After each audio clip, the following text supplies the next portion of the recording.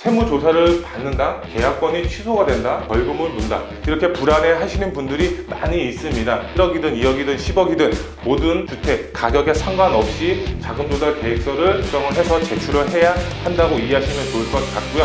자금조달 계획서 미제출 시에는 소유권 이전 등기가 불가능합니다.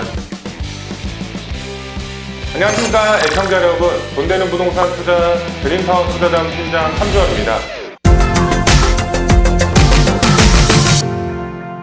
오늘 영상은 이달 말부터 이것 없으면 집 못 사요 라는 강의 주제를 준비를 했습니다. 많은 분들에게 도움이 되셨으면 좋겠고요. 현재 부동산 시장을 보면 규제 정책이 시장에 많이 나와 있는 상황입니다. 하지만 이어서 이번 달 말에 시행이 되는 규제 정책이 또 나왔습니다. 그 내용, 어떤 내용을 담고 있는지 알아보도록 하겠습니다.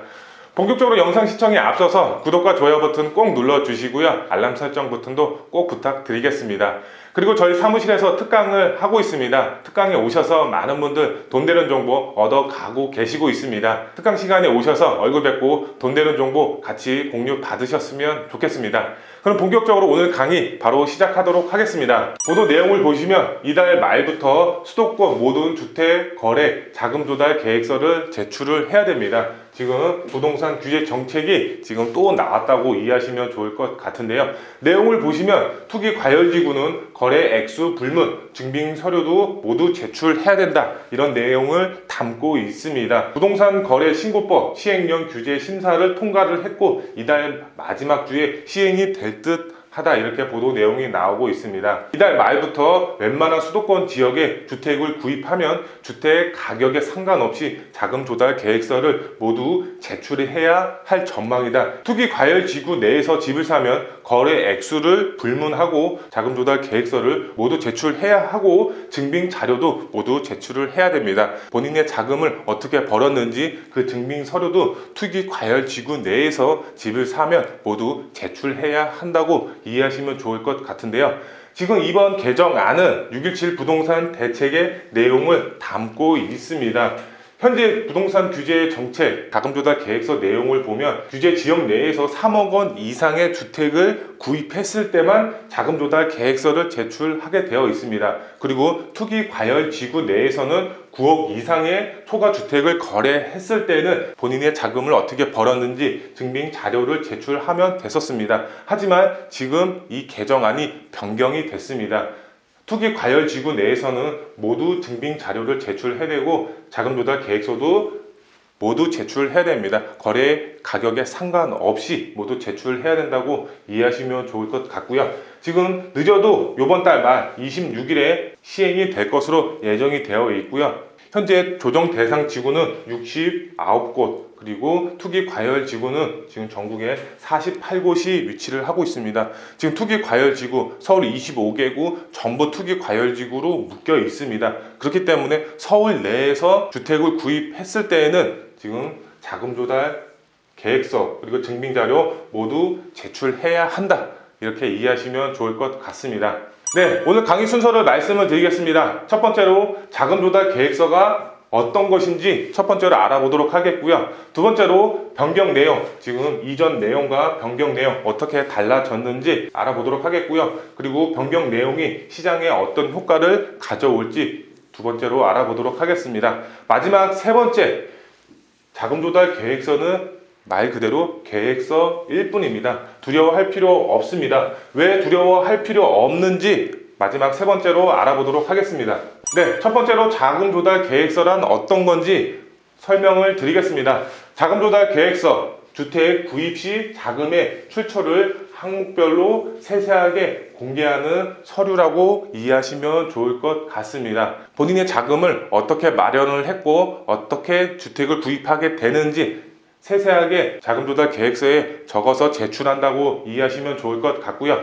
정부와 지자체는 계획서를 통해서 탈세 그리고 대출 규정에 위반이 되는지 안 되는지 이 자금 조달 계획서로 증빙을 한다고 이해하시면 좋을 것 같습니다. 쉽게 풀어서 설명을 드리면 자금 조달 계획서로 이 사람이 자금을 어떻게 벌었는지 그리고 탈세를 하고 있는지 아니면 대출 규정을 위반을 했는지 자금 조달 계획서로 위반 사실을 검증한다, 이렇게 이해하시면 좋을 것 같고요. 지금 6.17 부동산 대책 내용을 담고 있습니다. 현재 시행 규정 내용을 보면 규제 지역 내에서 3억 원 이상 주택을 구입하면 자금 조달 계획서를 제출하게 되어 있습니다. 그리고 투기 과열 지구 내에서는 9억 원 이상일 때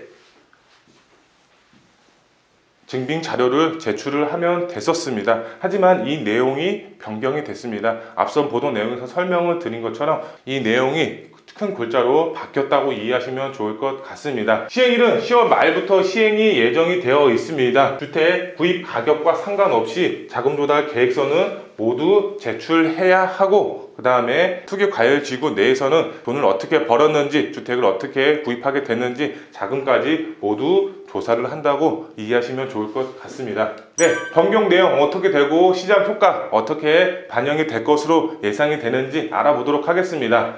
먼저 규제 지역에서 거래되는 모든 주택에 대해서는 이 자금 조달 계획서를 모두 제출을 해야 됩니다. 아파트, 다세대, 다가구, 오피스텔 모두 다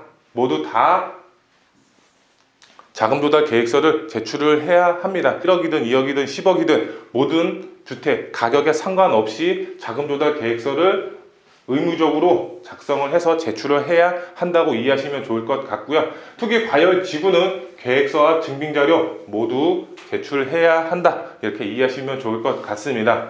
두 번째로 현재 조정 대상 지구는 69곳, 앞선 그 보도 내용에 설명을 드렸죠. 투기 과열 지구는 48곳입니다. 지금 현재 서울 25개국 모두 포함이 된다. 그리고 일부 지방, 수도권 지역, 전 지역 포함이 된다고 이해하시면 좋을 것 같고요. 규제 지역 투자 수요 억제 효과를 볼 수가 있겠습니다. 그만큼 불법적으로 돈을 마련하신 분들의 경우는 투자를 하고 싶어도 할 수가 없는 상황입니다. 서울 내에 투자 수요 억제 효과는 그만큼 볼 수가 있을 거로 예상이 되고 있고요.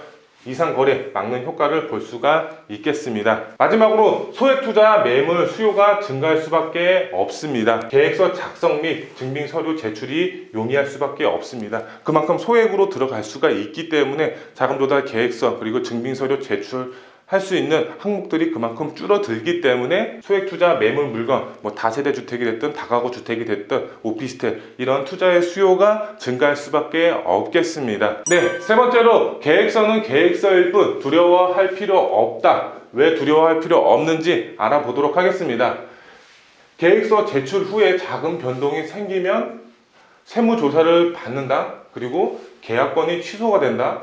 아니면 벌금을 문다. 이렇게 불안해 하시는 분들이 많이 있습니다. 하지만 계획서는 계획서일 뿐입니다. 불이익 없기 때문에 그렇게 불안해 하실 필요가 없습니다. 우리가 직장에 근무를 하면 계획서나 보고서를 작성하는 일이 많이 있습니다. 하지만 그 계획서가 그대로 시행이 되는 일이 그대로 시행이 될 수도 있고 안 될 수도 있습니다. 그만큼 변동사항이 생기기 때문에 계획서는 계획서일 뿐입니다. 그렇기 때문에 두려워할 필요가 없다. 허위로 작성하지 않고 거짓말로 작성하지 않는다면 크게 불이익이 없기 때문에 두려워하실 필요 없다. 이렇게 이해하시면 좋을 것 같고요. 계획서 작성을 하시고 나서 나중을 위해서 입금증 그리고 거래 내역 등 꼼꼼하게 챙겨 놓으시면 큰 불이익이 없습니다. 예를 들어서 나는 이 돈을 빌렸다 이렇게 작성하신 분들의 경우 친구나 아니면 부모님 아니면 형제 자매 등 이렇게 돈을 빌렸다 이렇게 적으신 분들, 이 분들의 경우 차용증을 무조건 쓰셔야 됩니다. 차용증 쓰고 월 이자 납부 내역을 무조건 남겨 놓으시면 증여세 낼 필요가 없습니다. 그만큼 차용증을 쓰고 월 이자 10만원 됐든 20만원 됐든 그 내역을 남겨 놓으면 증여세 낼 필요가 없기 때문에 이 분들의 경우 돈을 빌려서 주택을 구입하시는 분들 차용증 무조건 쓰시라고 말씀을 드릴 수가 있겠습니다. 감정원은 15가지 항목에 대해서 검증을 실시를 합니다. 내가 돈을 월 얼마큼의 수익을 벌고 있고 저축은 얼마 했고 그리고 주식, 증권, 부동산 모든 항목에 대해서 15가지 항목에 대해서 검사를 실시를 합니다. 하지만 추가로 요번에 강화가 됐습니다. 가족의 돈, 가족 간의 거래 내역을 필수적으로 확인을 하기 때문에 이 차용증 무조건 작성을 하셔서 그 거래 내역을 무조건 남겨 놓으신다면 증여세 내실 필요가 없다고 말씀을 드릴 수가 있겠습니다. 나중을 위해서 증거를 남겨놓는다면 계획서 작성 그리고 증빙서류 두려워하실 필요가 없다고 이해하시면 좋을 것 같습니다. 네, 핵심 포인트 3가지로 말씀을 드릴 수가 있겠습니다. 아직까지 주택을 구입할 때는 지금 3억 이상은 자금 조달 계획서만 제출을 하게 되어 있고요. 9억을 지금 증빙 자료 제출을 하게 되어 있습니다. 10월 말까지 지금 시행이 예정이 되어 있기 때문에 지금 그 전까지는 상관이 없습니다. 투자자분들, 투자를 계획하시는 분들, 그리고 실거주로 집을 알아보시는 분들 발빠르게 움직이셔야지 조금 귀찮은 상황들을 면하실 수가 있다고 말씀을 드릴 수가 있겠습니다. 그리고 두 번째, 아파트 분양권 그리고 입주권 전매 모두 포함이 된다는 사실 추가적으로 알고 계시면 좋을 것 같고요. 마지막 세 번째, 자금 조달 계획서 미제출 시에는 소유권 이전 등기가 불가능합니다. 등기를 치실 수가 없습니다. 그렇기 때문에 자금 조달 계획서 무조건 작성을 하셔야 됩니다. 조정 대상 지구 그리고 투기 과열 지구 내에서는 무조건 자금 조달 계획서를 작성을 하셔야지 소유권 이전 등기가 가능하다고 이해하시면 좋을 것 같고요. 이 자금 조달 계획서를 신고하지 않은 시에는 500만 원의 과태료가 부과가 됩니다. 그리고 자금 조달 계획서를 거짓말, 즉 허위로 작성을 했을 때에는 거래액의 약 2% 정도의 과태료가 발생을 하기 때문에 이 자금 조달 계획서 허위로 작성을 하게 된다면 큰 불이익이 따른다, 이렇게 이해하시면 좋을 것 같습니다. 네, 이상으로 오늘 영상 주제를 마치겠습니다. 정부의 규제 정책 시장에 많이 나와 있습니다. 추가적으로 자금 조달 계획서 강화가 되는 부분까지 나오면서 서울 수도권의 투자 수요가 그만큼 줄어들 것으로 예상이 되고 있는데요. 정부의 규제 정책을 피해서 투자할 수 있는 다세대 주택에 눈을 돌리신다면 정부의 규제 정책 어느 정도 피해서 투자를 하실 수가 있다고 말씀을 드릴 수가 있겠습니다. 그럼 다음 특강 시간과 영상으로 찾아뵙도록 하겠습니다. 감사합니다.